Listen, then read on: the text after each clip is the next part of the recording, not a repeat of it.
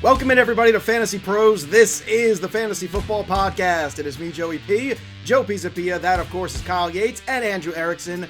And as always, it's you, and it's time for the start and sit Week 13.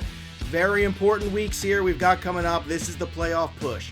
This is what we've been fighting for. I know a lot of you have already probably solidified a playoff spot because you've been hanging out with us all season, and you've got 10-win teams and 9-win teams, and you're super smart. For those of you on the bubble, we know this is crunch time, so we're going to help you out because this is it here. We got to get ready. And of course, I can't think of two better people to help you out than these two guys right here. So we're going to go through all the start sits at all the positions, obviously, as always. And Yates, I just want to check in with you, seeing how you are doing today, my friend. I'm sure better than me because no one is currently sick at your house like my kids are. Not like your kids are. Yes, we were just talking about before we started recording how it is very difficult when your children are sick and you are having to deal with that. Definitely know where you're at. I had to laugh, though, because I'm looking at our screen right now because we can all see each other. And the order that we are in, we look like a billboard for Brian Urlacher's like hair growth. Like the different stages. You got Joe who's bald. You got Erickson who's like, he's got a buzz cut, right? And then you got me, my hair is kind of all crazy. So it's like, we look like a billboard for Brian Urlacher's like hair growth return, whatever that product is. I had to laugh. If that's not a glowing endorsement of subscribing to the YouTube channel at youtube.com/fantasypros, I don't know what is. It is kind of weird. Him, Drew Brees have all kind of, ever since they retired, all of a sudden the hair grows back, right, Andrew? I mean, it's kind of an interesting thing. I wonder, the longer I'm here at Fantasy Pros, if all of a sudden, perhaps like Jeremy Piven, my hair begins to return slowly year after year. What do you think, Erickson? Let's not get carried away here. Come on. All right. I mean, what, you don't think I'd look good with the hair? You didn't see the live stream a couple weeks ago on YouTube where I showed pictures of myself from like you sounded high school? very, very Italian there, by the way. What? You don't think I'd look good with my hair? As opposed to every other day where I don't sound Italian. But, regardless.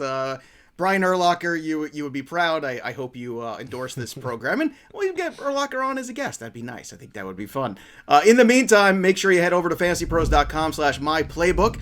And, of course, you can use that Start Sit Assistant along with this podcast to help you make all the tough decisions that you need to get the right players in your lineup. You see the percentage of experts that would start each player on your roster, and you can edit and save your lineup all from my playbook, which is great when you're playing in multiple leagues. And when you're playing in multiple leagues, I also highly recommend Autopilot, also part of my playbook at Fantasy Pros. It allows you that late swaps and manage your lineups when you don't have time to do so. It does it automatically when inactive players show up and swaps the next best person up there for you. So Autopilot is an incredible feature along with Start Sit, and they are all at my playbook at fantasypros.com. And don't forget, it's December 1st. You know what that means, boys? It's a new giveaway. That's right. Our friends at pristineauction.com are giving away in the month of December because he likes to score touchdowns in December. He's Alvin Kamara. Oh, an autographed Alvin Kamara jersey can be yours.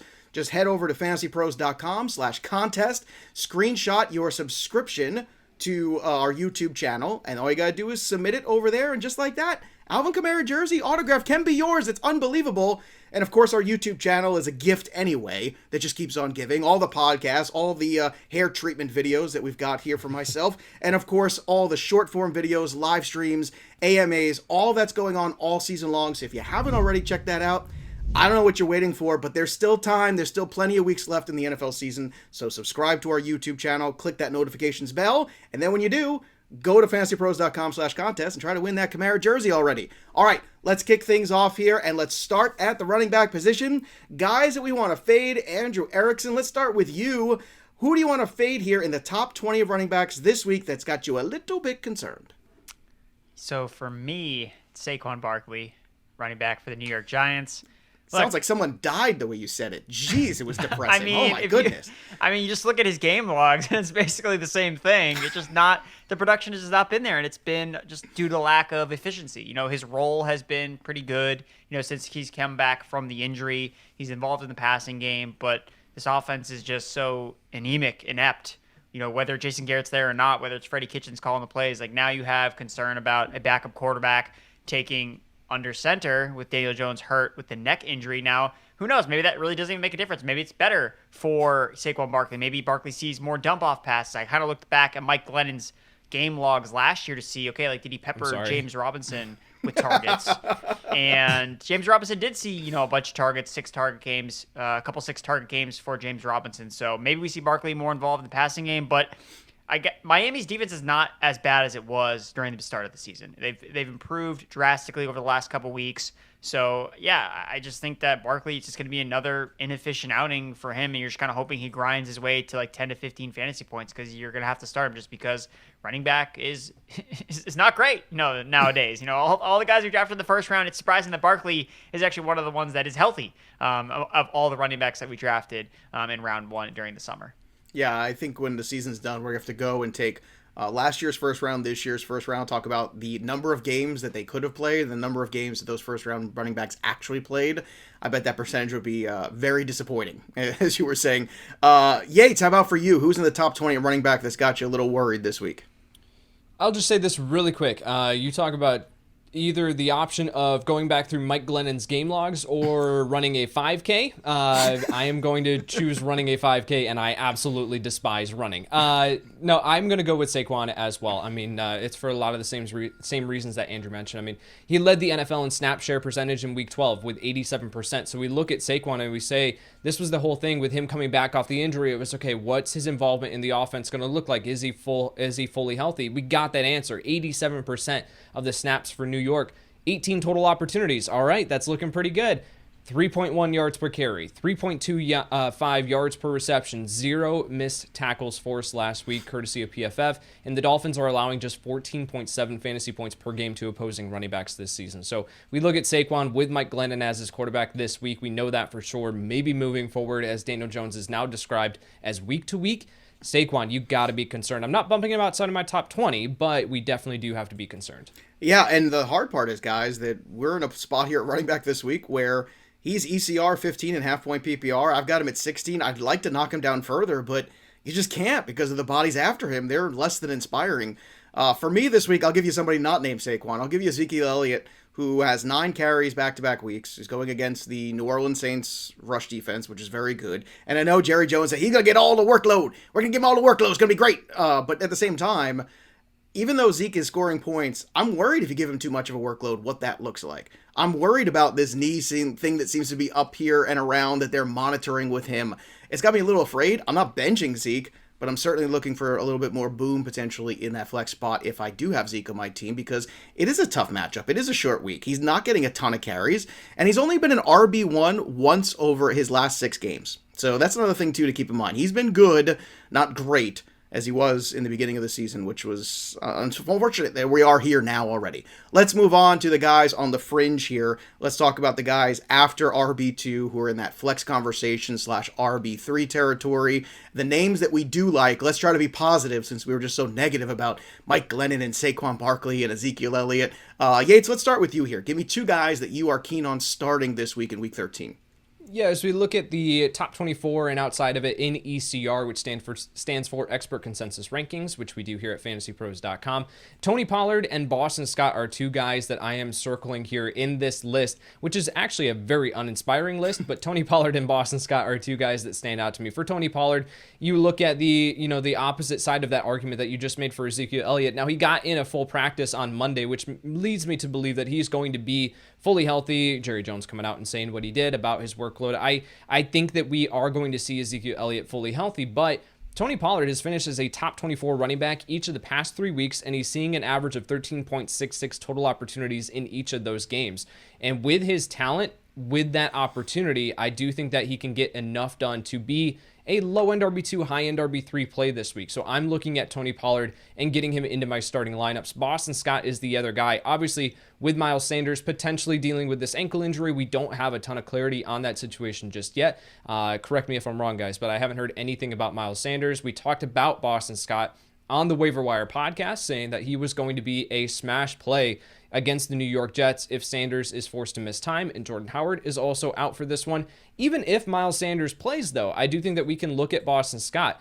Boston Scott has plenty of upside, right, if Sanders sits. But then if Sanders does play, Scott should see enough work against the Jets, who are allowing 26.6 fantasy points per game on average to the running back position. The next closest team is the Seattle Seahawks with 22.5 fantasy points per game allowed. So that is a difference of 4 fantasy points on average per game you start your running backs against the New York Jets. I think that Boston Scott deserves flex consideration if you are in a pinch, even if Sanders starts. I would agree, and I really like the Pollard pick as well. That's a guy that I have in a couple leagues that I'm going to be flexing this week. And don't forget to get him in that lineup early because you got a Thursday game coming up here. Andrew, give me 2 guys for you that look good in this range of that flex RB conversation, or maybe even a startable RB2. Did you feel good about the matchup and the talent that all comes together this week? Yeah, so the first guy I'll list out is Devonta Freeman for the Baltimore Ravens. So he's kind of like a weird guy that people have, either on their bench or kind of been starting, ever so often because we weren't sure how it was going to shake out when Latavius Murray came back off of IR, kind of hoping, all right, is he going to take back the starting role? And that really hasn't happened. We've seen Devonta Freeman still kind of be the lead running back for the Ravens. He's had at least 16 carries in the last 2 games. He's still handled the majority of pass game work, the targets in the running back field from Lamar Jackson. He has 7 targets. Latavius Murray has 2. So, look, we've been conditioned over the years. It's seemingly every single year the Steelers defense. And now you can't start running backs against the Steelers defense. And the minute that Alex Collins, who we're going to talk about a little bit later, the minute that Alex Collins rushed for 100 yards against this Pittsburgh Steelers defense, we knew then that this defense is not what it used to be. Like, this is not the steel curtain. This is a bad defense. Like, they're banged up. TJ Watt is on the COVID IR. Like, they're not stopping running backs anymore. It's not a thing. So they rank 5th in rushing yards allowed this season, 2nd in explosive run rate allowed, and over the last 4 weeks, they've allowed the most rushing yards to running backs. So Devonta Freeman's not looked at as a guy that you always want to plug and play, but especially when you look at the matchup on paper, like, oh no, Steelers, like, I don't know if I can play him. It's like, no, like, this is a matchup you want to target, especially for a Ravens team that needs to bounce back. They've had a couple, lower end performances, but I think they bounce back here, and I think they roll in Pittsburgh. Pittsburgh's a mess right now, so I like Devonta Freeman. And then the other running back, Jamaal Williams. I don't expect DeAndre Swift to play in this game after he hurt his shoulder on Thanksgiving. And look, Jamaal Williams is a serviceable running back. Like, he's involved in the passing game, which I think is really key when you look at some of these backup running backs. It's like, okay, the Lions are going to be probably losing in this game. They're probably going to be trailing. Okay, Jamaal Williams is going to catch passes. Like, that's really kind of the play to get behind with Williams. And if they are winning, okay, he's going to get some goal line carries, something like that. So I think Jamaal Williams is a fine play as a plug-in with DeAndre Swift out. And Devonta Freeman is the lead guy in Baltimore. And I think the matchup is better than a lot of people would think.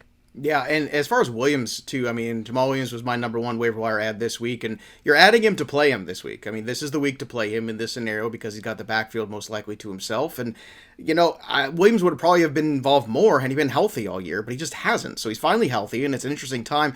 Andrew, I wonder, too, does Williams have any long-term appeal as the Lions continue to lose games here? Why would they push any scenario where DeAndre Swift has to come back sooner than later? What is he having to come back for? Yeah, I think that Jamaal Williams might have some role as, like a flex play. I mean, right. Kind of like in the beginning of the season where we saw him kind of being worked in tandem. I mean, there were games where we saw Jamaal Williams start like the game, and DeAndre Swift was just kind of taking over the majority of touches. So, yeah, I could definitely see them, kind of taking away some workload from Swift as the season kind of wanes. Obviously, the Lions obviously need to win a game. Like, I think that's probably the most important thing. They're not going to probably sit him until they win at least one game. I don't think that they want to go 16-1. I think it would be their record. So I think that if they're still winless, I think they'll probably still keep Swift in there. But I mean, Jamaal Williams will have a role, except it's not nearly as enticing or tantalizing when Swift is taking up all the receiving work, and again, the team is not good. Like like Tony Pollard, for example, like plays on a good offense, which is why we can get behind him as the running back too. Whereas Jamaal Williams are kind of like but then again, like they're just so devoid of other talent, at wide receiver. So maybe Williams can be a little bit more. All right, so I'll chime in. Yeah, sure, I'll chime in super quick, Joe. Yeah. And Jeremy Fowler on Twitter just like an hour ago put out that the Lions running back DeAndre Swift could miss multiple weeks on his sprained shoulder per source. He wants to return, but he hurt his AC joint, and the Lions will be cautious with their top back. So we could see Swift miss a couple of weeks here. Well, as somebody who's had a sprained AC joint, I could tell you it's excruciating. I could lift my arm basically up to my ear basically for a year, and I taught combat for a year doing that, like punching and kicking people and doing that stuff, like moving your body around. It is a very painful injury, even with a cortisone shot or something like that right into the bone, which is what I had. So I can't imagine trying to take hits after that, even with pads on. So I got to tell you, the sprained AC joint is no joke. That is not a whatever injury. So that's one to keep an eye on. And who knows, maybe Williams down the stretch becomes more than a flex RB, maybe even a low-end RB2 as the season goes on here into the playoffs. So we got Tony Pollard, Boston Scott, Jamaal Williams, Devonta Freeman, all guys that everybody feels good about. Let's talk about the guys we don't feel good about. Yates, who are you sitting in this territory of running backs outside the top 24? Andrew mentioned him earlier, Alex Collins. Why would we be even considering Alex Collins at this point? I talked about this on the Tuesday podcast, recapping the Monday Night Football game, saying like we had been looking at Alex Collins because, well, at least he's going to see volume and he's in a decent offense, and neither of those two things are really true anymore. So why would we be looking at Collins anymore? He is someone that you're playing him out of desperation, and that is truly it. And another guy who you are playing out of desperation, and that's truly it, is Rex Burkhead. Now, I know that no one is really out there going like, yeah, I really want to play Rex Burkhead this week against Indianapolis, but this is still a guy that you are just not looking unless you are trying to just fill a spot on your running back roster. And if you are, you're most likely not in a spot where you're going to be making a deep playoff push anyway. So those two guys, Alex Collins, Rex Burkhead, get them out of your starting lineup if you are even thinking about it. The strange part, too, Yates, with that Seattle backfield is that nobody stepped up in the void. Like, we thought it might be somebody else who could maybe take the reins, but nobody really has.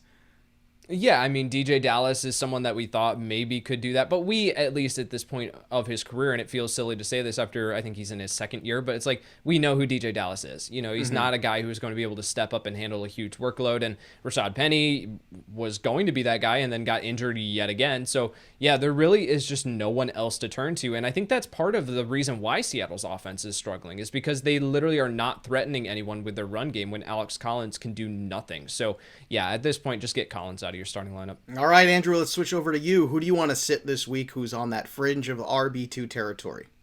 Yeah, so I'll just echo the sentiment for Alex Collins because he just sucks. He's not good. Like, he's literally averaged under 5 fantasy points per game over the last 4 weeks. Again, he rushed 100 yards over Pittsburgh, and that was it. Like, he used all of his energy, all of his health points to just do against the Steelers, and he's got nothing left. Honestly, I would honestly drop him for DJ Dallas straight up. I think Dallas has more upside as the guy that's involved in the passing game. So let someone else deal with Alex Collins. If they see, ooh, look, a starting running back, let them play them against you. Like, you know, I think that's a win. I think it's like a trap that you can kind of lay for your league mates. So the other guy I'll mention here is Rhamondre Stevenson. And honestly, I probably would have mentioned Damian Harris here. I really don't like the Patriots matchup here on the ground against the Buffalo Bills. I know that they got steamrolled by Jonathan Taylor a couple weeks back, but they still have had a pretty decent run defense. They were missing guys from their defensive line in that matchup against the Colts. And right now, look, with Rhamondre Stevenson back in with Damian Harris, like neither of these guys, it's been a 50-50 like split.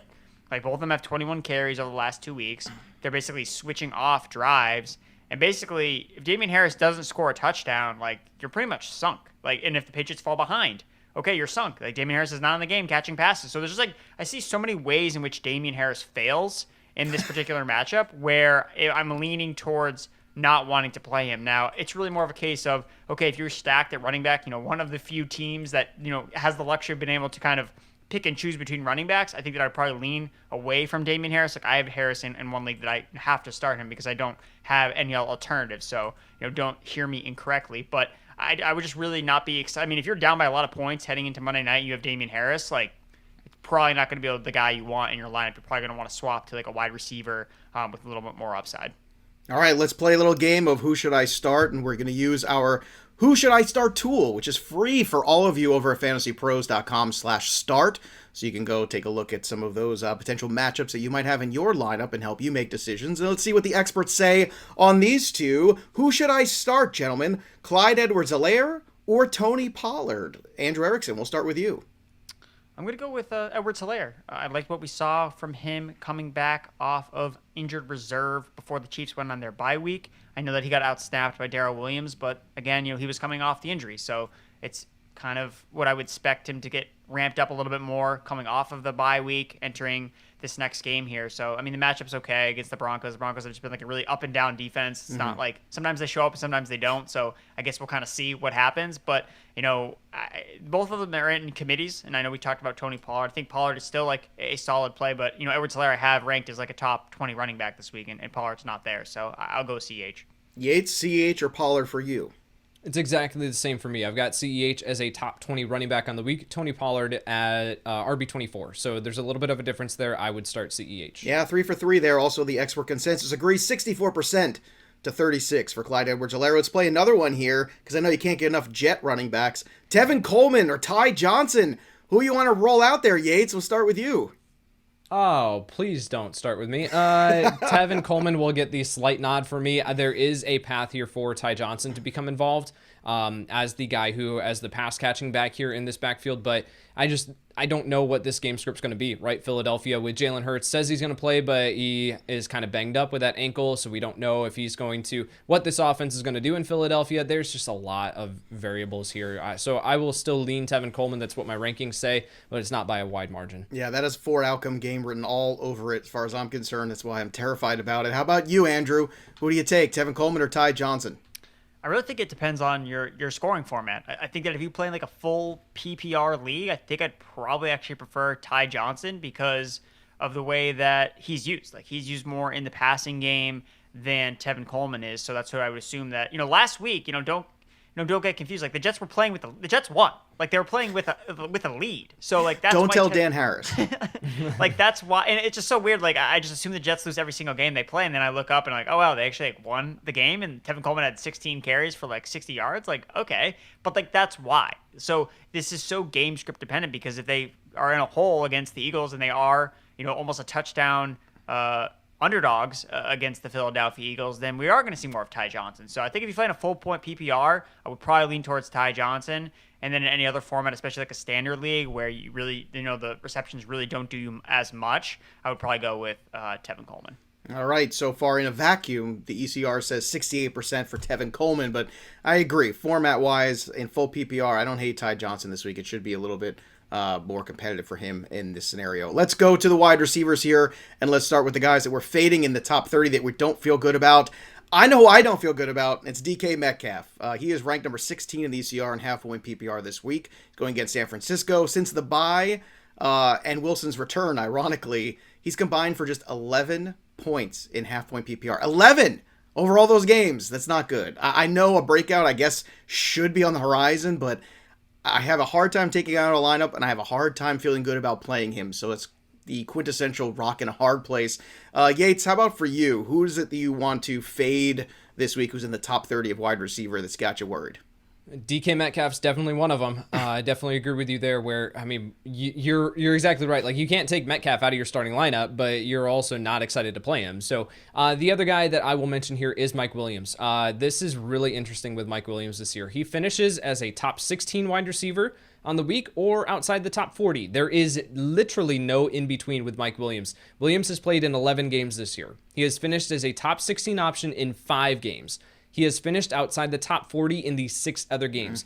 The Bengals are allowing the 8th fewest fantasy points to opposing wide receivers on the season, and this is just a game where I want Keenan Allen, I want Austin Eckler, and that's kind of it for the Los Angeles Chargers. I at least with Mike Williams, downgrading him to like a mid-range wide receiver 3. Like, that's kind of where we need to be talking about him, where he has some upside, but he also has a lower floor. So in comparison, you look at ECR, you look at rankings, and I'd rather play Chase Claypool against Baltimore. Like, I feel like they're the same kind of player, and Baltimore is a better matchup for opposing wide receivers on paper. So that's kind of the way that I'd be looking at it. Mike Williams, a boomer bust option as a mid-range wide receiver 3. I have a little bit of concern there. It's funny you say that because I've actually got Claypool above Mike Williams this week also. So yep. Similar kind of output and feel. How about you, Andrew, when you're looking at the top 30 wide receivers, who's got you concerned?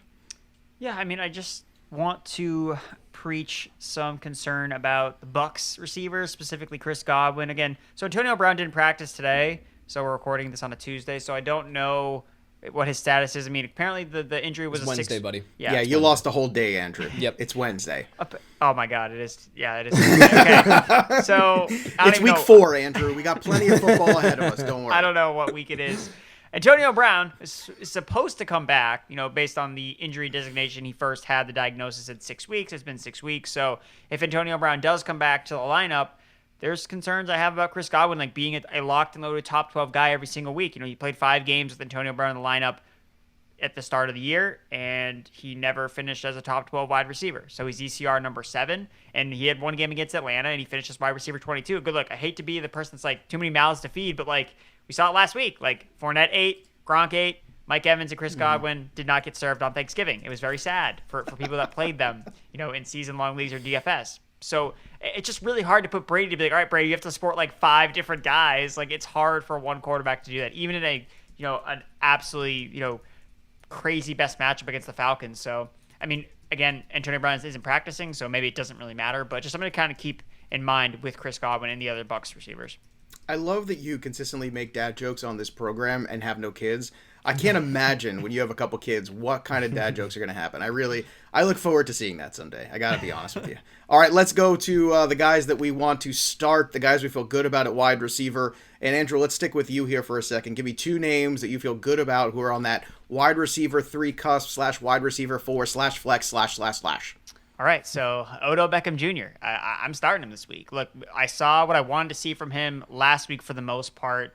He was running a full complement of snaps. Like, he wasn't on a pitch count or anything like that. He was out there basically on every single play with Matthew Stafford. He had a high target share, 24%. Tyler Higbee's kind of been phased out of this offense in terms of getting targets. It was him, Van Jefferson, and Cooper Kupp. So then the question becomes, okay, like, do I start Beckham or I start Van Jefferson? Because we know, like, the matchup is good against the Jacksonville Jaguars, a team that's not good at stopping opposing wide receivers, really not good at stopping anything, just not an efficient defense. So I really looked at the usage for both players, and something that I noticed about Van Jefferson was they moved him in the slot a lot more than he's ever played so far this year. So he's kind of like inheriting more of that, Robert Woods role, I think, a little bit more, instead of being like just the primary receiver on the outside like he was with Robert Woods. I think they realized that they want to use Odell Beckham in that type of capacity and not necessarily Van Jefferson. So I think as the primary outside receiver that OBJ is kind of playing in that role, I think that this is a good spot for him. The Jacksonville Jaguars have allowed the league's highest passer rating to wide receivers when they are lined up outside. All right, Yates, let's switch over to you and see who the guys you want to start this week in Week 13. There are 2 names that, as I look at this section of ECR, that at least jump off the page to me. One is Christian Kirk, the wide receiver for the Arizona Cardinals. The other one is Russell Gage. So let's talk about Christian Kirk. He has an extremely high floor when we have Kyler Murray in the lineup. And I do expect Kyler Murray to return this week. So I know that he disappointed going into the bye week with Colt McCoy, but he has an excellent matchup this week. Chicago is allowing the 5th most fantasy points to the position, and he has an individual matchup against Xavier Crawford, who is allowing an 86% catch rate so far this season, according to PFF. And then you look at Russell Gage, and I think that it's worth pointing out that Gage is actually bringing a high enough floor right now where I think that at least over the past 2 weeks, where we can start to consider him for flex consideration in redraft leagues.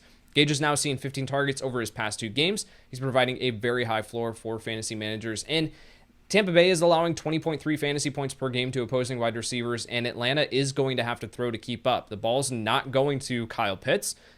We can definitely talk about him later on, but the ball's not going his way. He's not reeling in those receptions. I think that they're going to need Russell Gage here this week. And I think he's bringing a high enough floor for fantasy managers that have some volatile options at the wide receiver 2, wide receiver 3 spots in their lineups where you can plug in Russell Gage and at least feel confident in what you're going to get at this point. It's funny, we've already talked about 3 players who are on the waiver wire show that we're talking about being good starts this week, and it feels like a rarity. Like, those are guys you want to add to your team but not necessarily throw right into your lineup. But I guess in Week 13, this is where we're at. But some of these options are very good. Let's flip it around now. Let's talk about the guys at wide receiver that we want to sit who are in this flex position area. Yates, we'll start with you on these guys.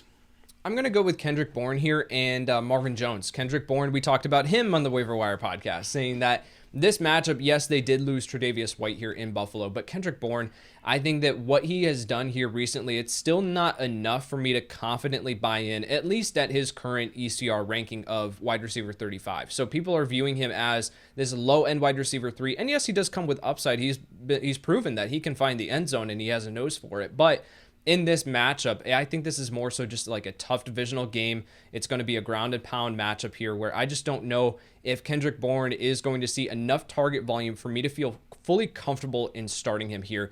in this tougher matchup. Yes, they did lose Tre'Davious White, like I mentioned, but it is still a tough matchup. And then you look at Marvin Jones. I mean, Marvin Jones hasn't finished better than the wide receiver 40 in the past 5 games. He's a talented player. We saw that with that crazy catch that he had last week, but in this offense, there's virtually no upside whatsoever to playing Marvin Jones, and he continuously is just ranked like he's wide receiver 37 in ECR right now. Last time I checked, like he is just continuously ranked here, and I have over the past several weeks just been like, no, I will fade Marvin Jones, and it's worked out every single time. Yeah, I'm very concerned with Marvin Jones this week, and I'll tell you what, I'll make a side wager with you that DK Metcalf has less points this week than Kendrick Bourne. You take that one? You want to go in on that one?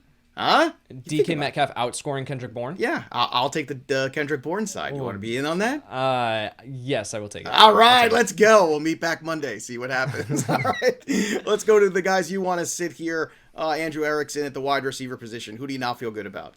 I'm also on Yates' side about Kendrick Bourne. No, get out. No, that's it. No, come on. I thought you would support me of all people.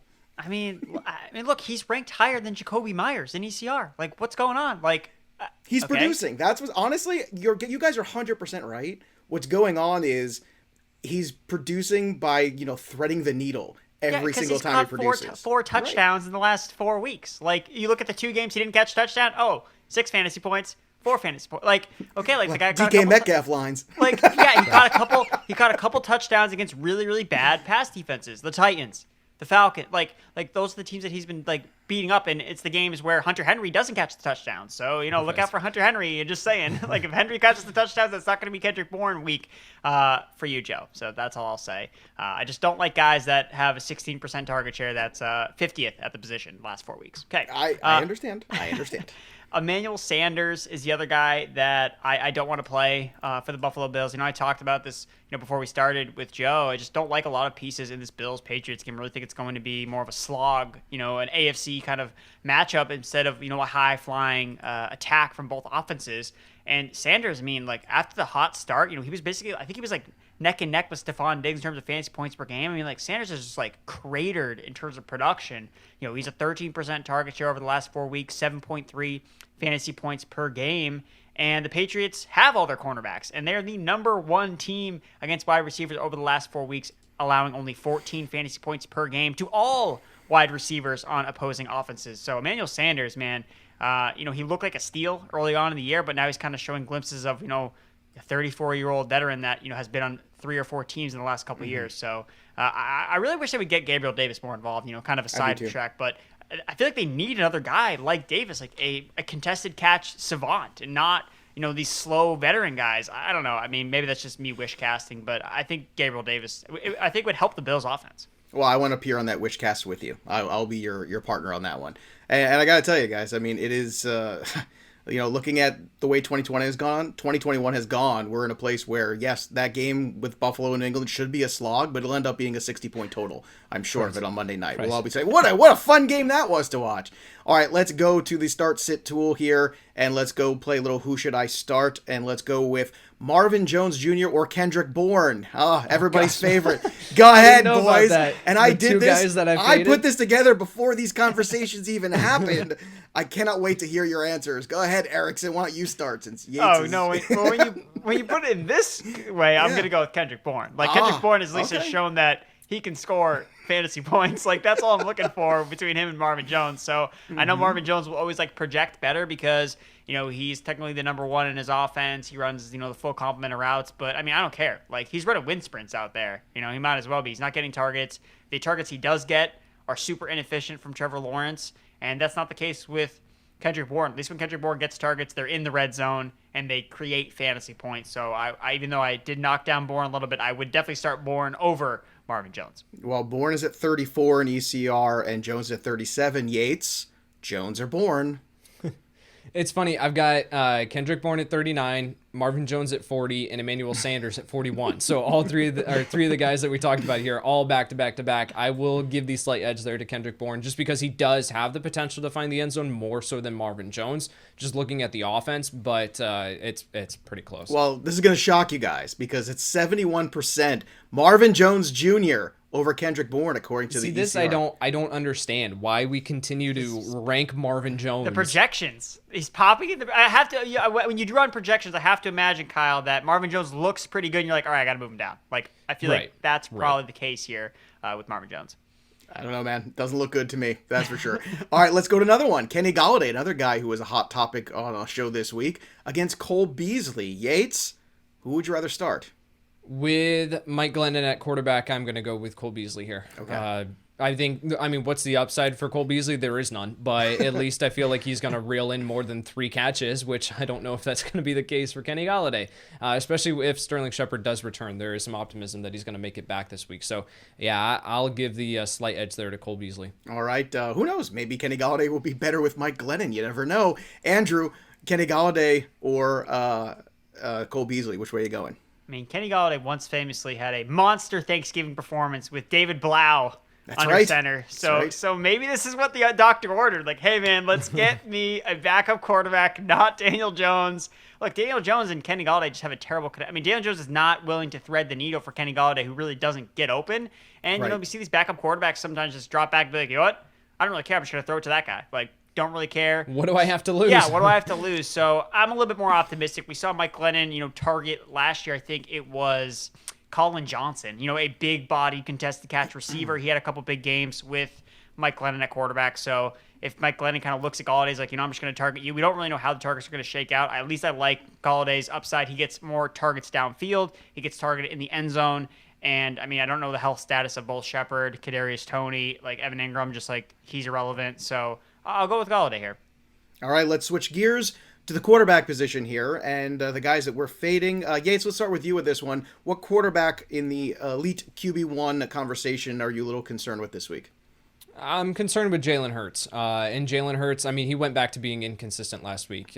0 touchdowns, 3 interceptions, was just not good as a passer in a matchup that was supposed to be pretty good for him. And this is a favorable matchup, right? You're going up against the New York Jets, so people are going to be rushing out there to start Jalen Hurts. But I do think that there's at least reason to be concerned and knock him down a few pegs. With the ankle injury, now it says, he came out, we got an alert earlier today that he said he'll play, but again, I talked about it earlier. I just don't know if that means that he's going to be willing to take off as much. If they're going to do these designed quarterback runs for Jalen Hurts, I just don't know if that's going to be the case. There's enough there for me to be concerned and knock him down to low-end QB1 status versus I think he's QB7 in ECR last time I checked. So he is someone that I am a little bit concerned about. I will play other players over him, like I will play Dak Prescott, Matthew Stafford, Kirk Cousins against Detroit. Like I will play those guys over Jalen Hurts, who I have at QB10 on the week currently. Andrew Erickson, quarterback, who are you fading this week at the top?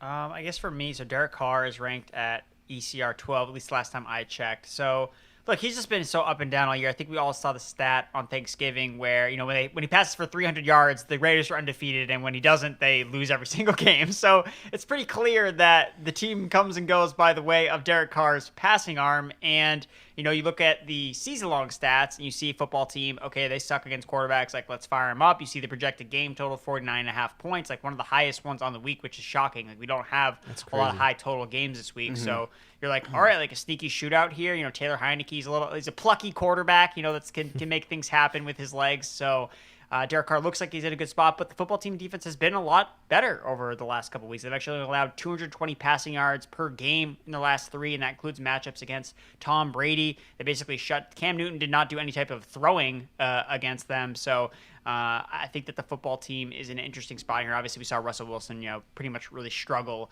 against the football team's defense. So I don't think the matchup is nearly as enticing as the season-long numbers would take. And Derek Carr has been so up and down all year. All right. For me, I'm just slightly concerned about Josh Allen because this is the best defense he's faced all year. I'm not taking Josh Allen out. I have lots of shares of Josh Allen. He stays. But again, just a little bit of concern there, I think. You look, he's finished outside of QB1 a few times in recent memory also. So it's, look, at worst, he's on the fringe, right? So you're not taking him out. But the matchup against the Patriots, I think, will be a challenge for him, especially since they don't run the football. All they want to do is throw. And that could be a dicey situation, potentially. Let's talk about the guys who are on that fringe of QB1 guys. I mean, it's guys like Derek Carr, Russell Wilson, Carson Wentz, potentially Taysom Hill, Tua Tagovailoa. Andrew, when you hear those names, anyone kind of stick out to you as somebody that you feel excited about starting?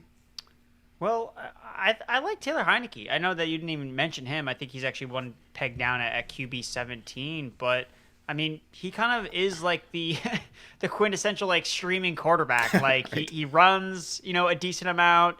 Some games he just doesn't always put up the points because of like game script. Like last week, he obviously didn't do really much because Antonio Gibson touched the ball like 30. All the running backs basically did all of the scoring for the football team. But this is a matchup where, the Raiders defense has been like exposed over the last couple of weeks. They have not been a good defense whatsoever, getting ripped up through the ground and through the air. So Heinicke is someone that I like streaming. And honestly, like, I don't want to, I know you mentioned guys I like. I mean, I don't want to start Russell Wilson. Like, yeah, he finished as a top 10 quarterback last week because he threw like a last second touchdown to Freddie Swain. Like, he was like about to crater again for like the third time. And just like watching that game, I'm just like, oh my God, like, why did I recommend starting Russell Wilson? Like, and that was like the matchup where it was the best spot for him. And, the 49ers, their defense isn't necessarily great, but, the last time that he played them, he got 21 fantasy points, Russell Wilson did. And like, that's like his ceiling. Like, that's what you're hoping you're getting. I just think that the floor is so low that there are other guys like a Carson Wentz where I feel so much safer about Wentz. Like, I feel like Wentz is like locked in 15 to 17 fantasy points. Like, I don't need to be concerned about like, oh my God, like the worst case scenario is just Jonathan Taylor scores all the touchdowns. Like, that's like worst case scenario. It's not Wentz going out there and just like airmailing throws left and right like we saw Wilson do on Monday night. All right, Yates, when you hear the names Russell Wilson, Wentz, Taysom Hill, Tua, who kind of stands out to you in that bunch that you might have to stream if you're in a single quarterback league this week?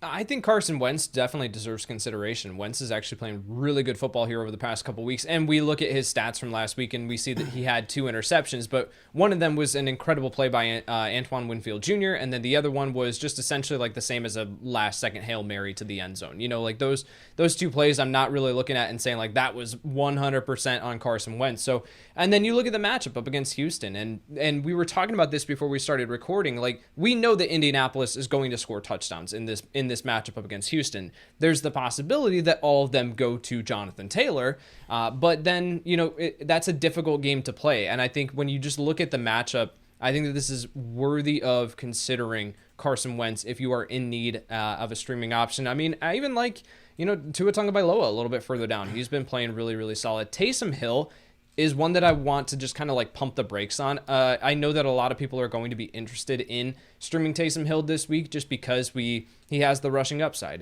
But this is one where I want to wait it out a week. I want to wait and see what happens here with Taysom Hill. So if I've got a spot at the bottom of my bench, I'm fine picking him up and stashing him. But with potentially his foot not being 100%, I don't know if he's going to be rushing as much. We don't know if Alvin Kamara is going to be back for this game. Last time we saw him and where he was producing, he had Michael Thomas on the field. He doesn't have him. So there's a lot of variables here with Taysom Hill. I want to wait a week before we confidently say, all right, stream Taysom Hill. Wentz is definitely that guy for me. I think he's played very well this season of late.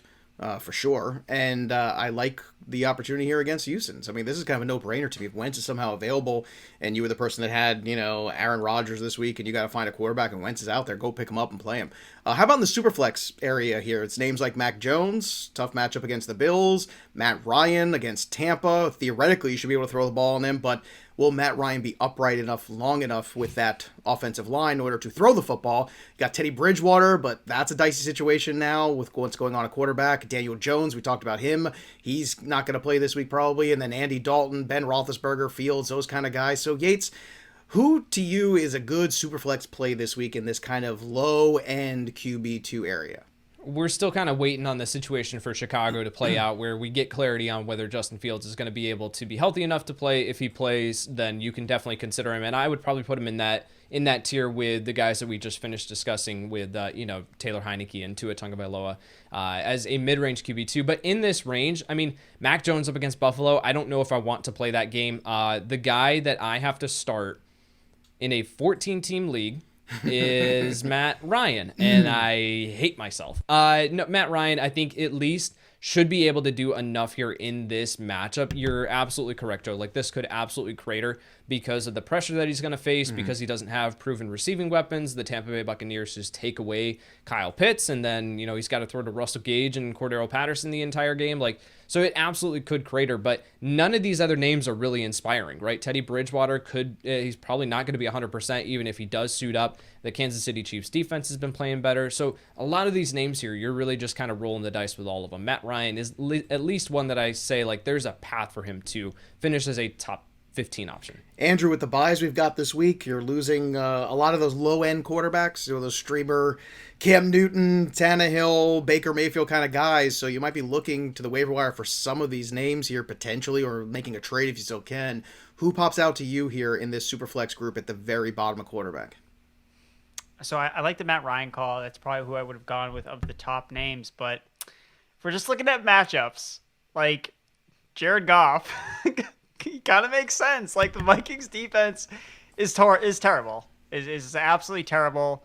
We saw him get a little connection with Josh Reynolds. So, look, I mean, again, we're talking about the bottom barrel guys here, but, I mean, Goff makes sense from a matchup standpoint. He throws the ball a ton, so the opportunity is going to be there. They don't have their starting running back. So it's like, he's going to throw the ball a ton, and whether it goes to his team or the other team is really, I mean, you can probably guess how things are going to shake out. I mean, this is coming from a guy who has to start Mike Glennon in a 2-quarterback league because I have Ryan Tannehill on bye week. So it's just not great in the 2-quarterback streets, but I will say that Jared Goff is kind of like interesting, I guess.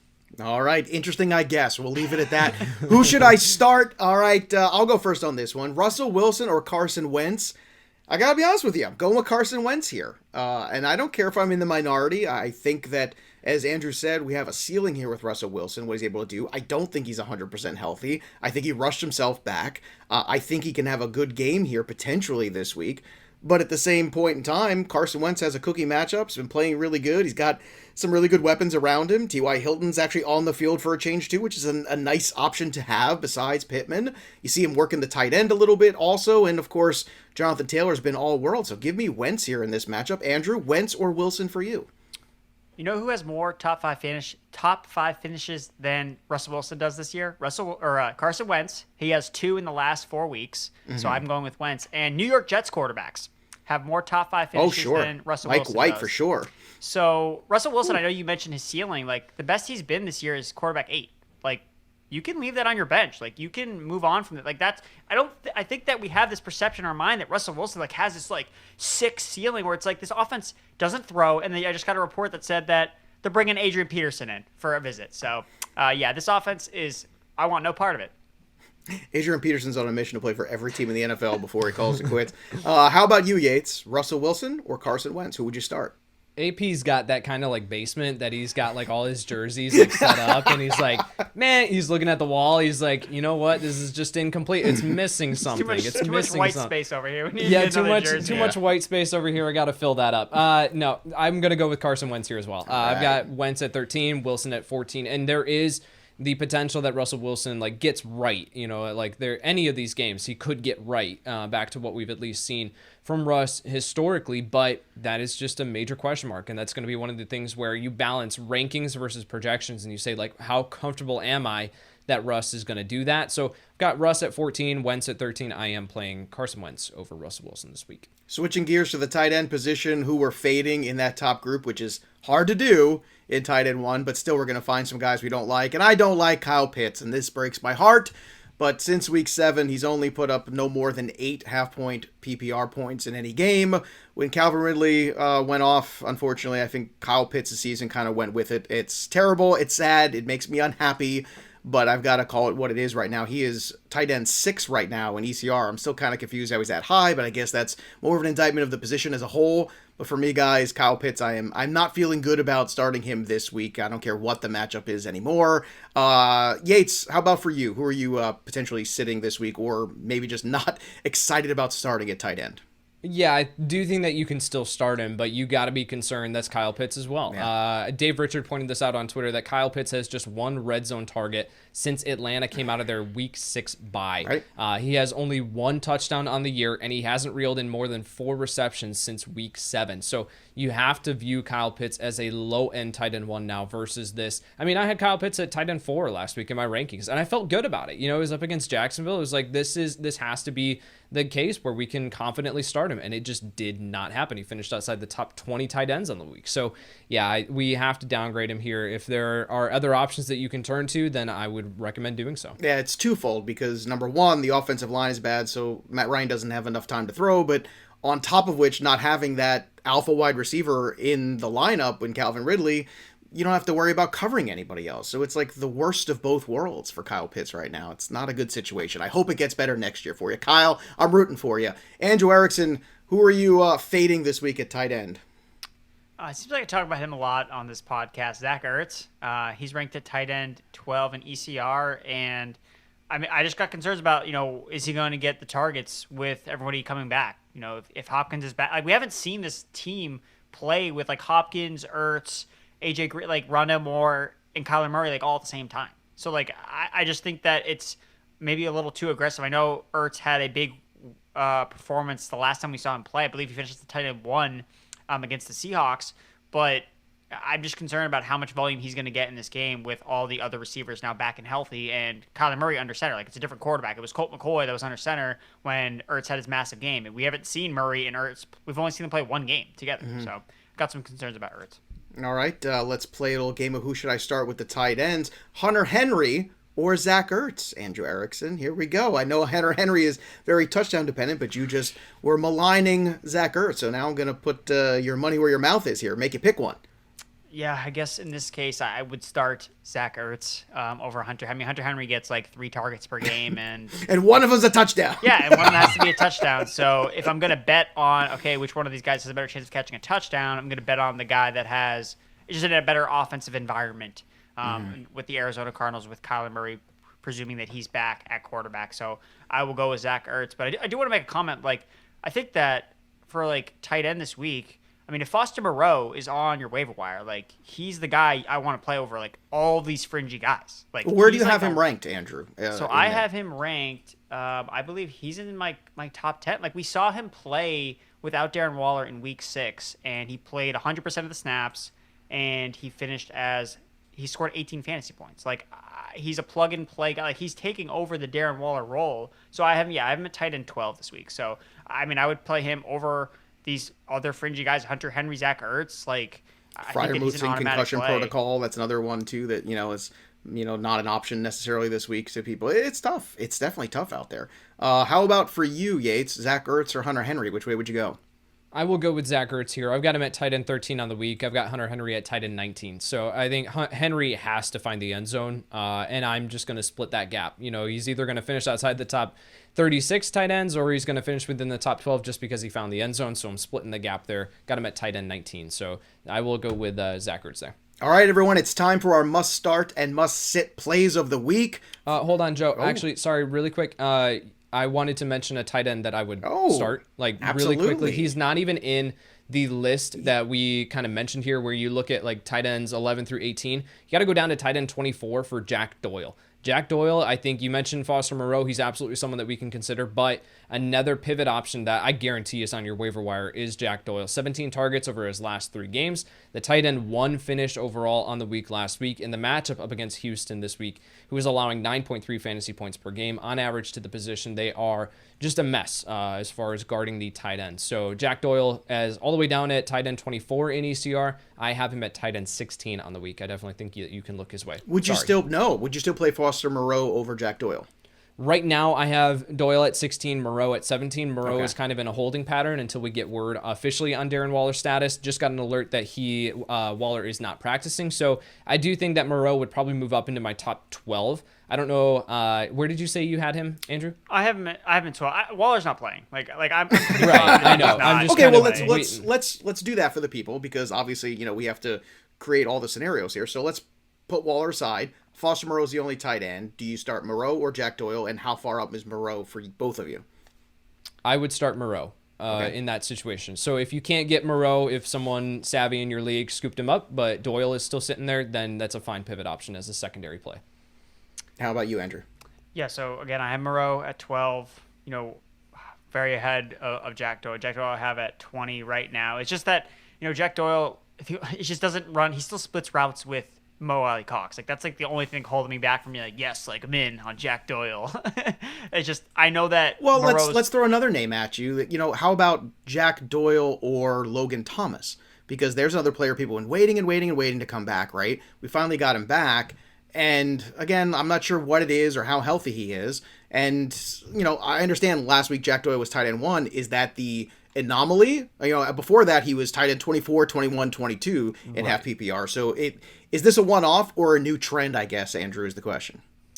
I mean, Jack Doyle had been trending up the last couple of weeks. Like, he was someone that I think I had talked about as a sneaky guy in DFS because the matchup was pretty good against the Buccaneers, and he had seen his routes increase the prior week, but then it went down last week. His routes actually went down, and he was actually more productive because he obviously scored a touchdown. So the Colts is also really fringy. How many bad games are we going to see from Michael Pittman? I guess that's another thing to ask. Pittman had a bad game uncharacteristically last week, coming at the expense of a Jack Doyle good game. So there's a lot of the Colts offense isn't this huge, voluminous, juggernaut where you're going to see all these guys eat. It's really one receiver and then Jonathan Taylor that really thrives. So it wouldn't surprise me at all to see it be a Hilton week, like it is every single time they play the Houston Texans. Plays Houston, right? or Michael Pittman, and then Jack Doyle kind of regresses back. And just that, he's not running all the routes on the offense. That's the one thing. He does still block a lot. He still splits time with Mo Cox, whereas Logan Thomas, I would expect him to see his role increase coming now another week removed from the injury. I expect him to be back up to that 90% plus snap share, and his matchup is excellent against the Raiders, second most fantasy points allowed to tight ends this season. So I would play Thomas and Foster Moreau over Jack Doyle. Since Yates, you pulled us back into tight end, now I have another question, of course, because as we're talking about the tight ends, I got to ask you this one. Tyler Higbee, has there been a more frustrating guy who is a talent that just seems like a guy you can't start, and can you roll him out there this week? I went to do my tight end rankings, and I was like, all right, Tyler Higbee, let's go ahead and bury him. And then you look at he's playing Jacksonville, and you're like, okay, maybe I'll at least keep you in the conversation. So I think that you definitely can roll out Foster Moreau over him this week, assuming that, Darren Waller officially gets ruled out. Logan Thomas for sure. I've got Logan Thomas inside my top 10 tight ends on the week. Jack Doyle is right in that range. So I've got Higbee currently at 15 on the week, Doyle at 16. Those could easily change by the time that we get to Sunday. Yeah, how about you, Andrew? Higbee or Doyle? I would rather start James O'Shaughnessy than start Tevin.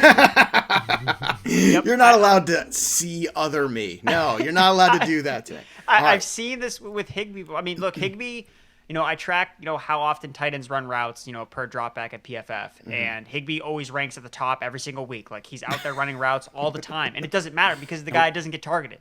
He's just getting, what he's got to prove for all his routes run is cardiovascular endurance. This guy is in elite shape, the creme de la creme of tight ends, but he has a super low target rate. So it doesn't matter that he's out playing a lot. Whereas O'Shaughnessy is taking over the Dan Arnold role, which the guy just gets peppered with targets. So I would not surprise me at all. In that same game, James O'Shaughnessy is the most productive tight end because the matchup is good against the Jaguars, but it doesn't matter for Higbee if he doesn't get the ball. He can't take advantage of the matchup if he's not getting the rock, and I just don't think that's going to happen with all of his receivers.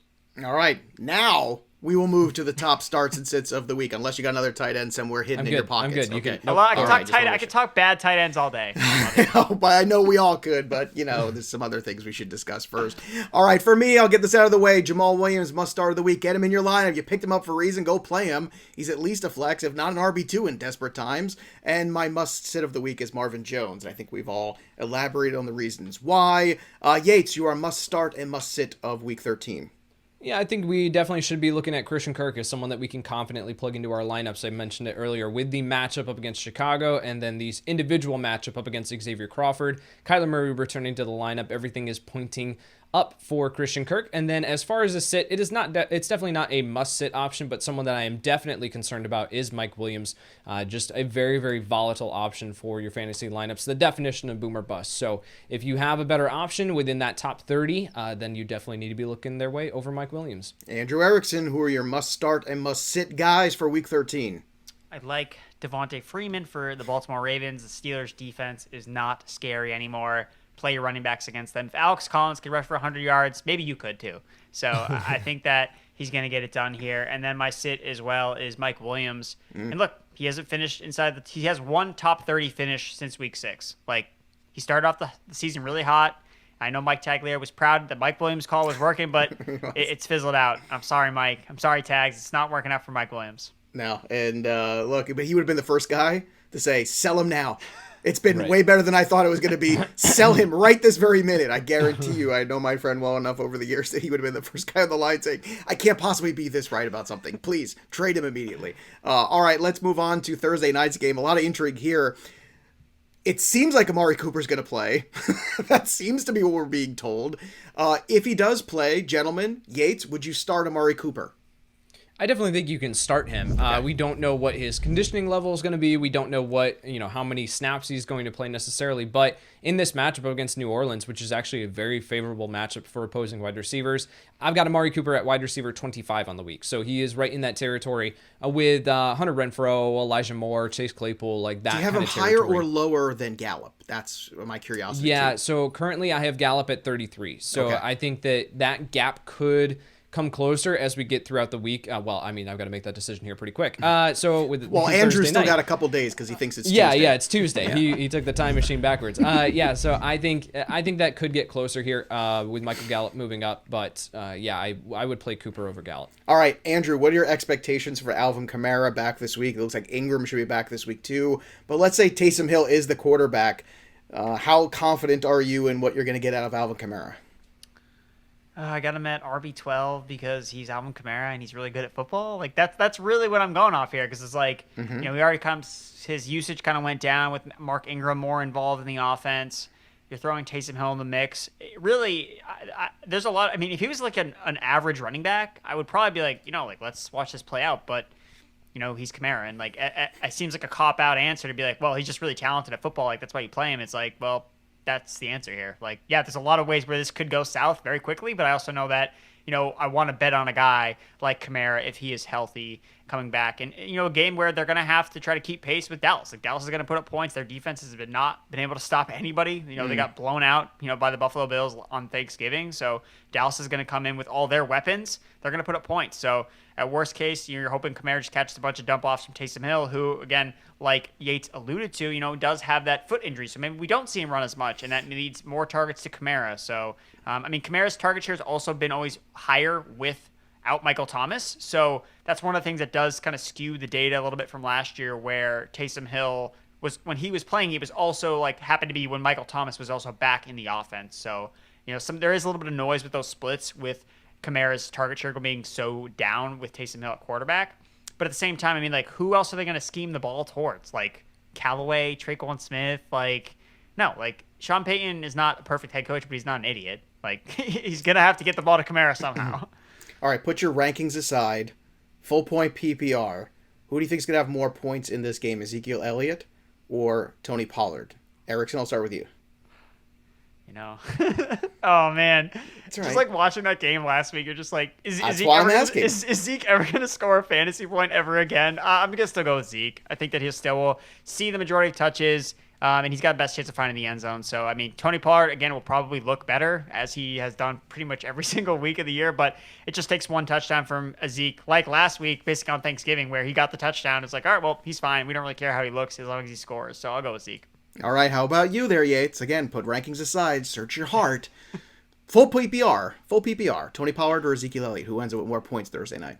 The full PPR brings it a little bit closer, but I will still go with Ezekiel Elliott here because of the goal line opportunities, because of the ability to be able to find the end zone. So, yes, I will go with Ezekiel Elliott. Me too. I'm just breaking chops. I just wanted to see what you guys would say. All right, so I want to remind everybody, too, if you've got your start-sit questions that somehow we didn't talk about those players in this show, well, head over to fantasypros.com/myplaybook and check out the Start Sit Assistant for you to see the percentages of experts who would start each player on your roster and get all of your lineups set over at My Playbook. Don't forget about the autopilot feature too. The holidays are here. You might forget or not see somebody that's inactive. Autopilot will take care of your rosters when you can't take care of your rosters yourself, especially when you're in multiple leagues. It is an absolute game changer. And then don't forget about our Alvin Kamara autographed jersey at fantasypros.com/contest. All you got to do is subscribe to our YouTube channel at Fantasy Pros. And once you do, you are entered thanks to our friends at Pristine Auction to get that jersey. That's right. All you got to do, fantasypros.com/contest, and subscribe to our glorious YouTube channel.